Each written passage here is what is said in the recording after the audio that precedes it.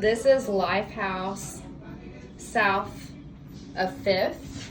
This is the family suite. So when you walk in, there's a double vanity, mirrors. I think this room can sleep 10. There's just 4 of us, but we wanted to have a little space. So 2 bunk beds. There are charging ports up there on the top, stairs to get up.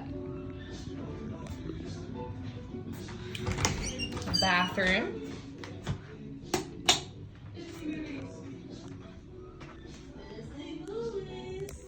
I tried to search this place on YouTube. There wasn't very many videos, so I wanted to make sure that I put a video out there so that people could see what the room looks like.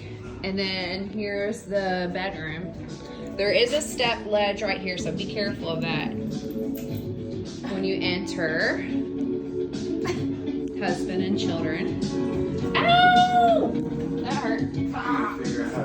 Mini fridge, TV, seating. 5-minute walk to the beach. Several restaurants surrounding within walking distance. What? Sigma? Sigma Alpha Beta Skanks. I'll probably voice over all that. Well, here we are. The Lifehouse south of 5th. 5th. 1, 2, 3, 4. 5th.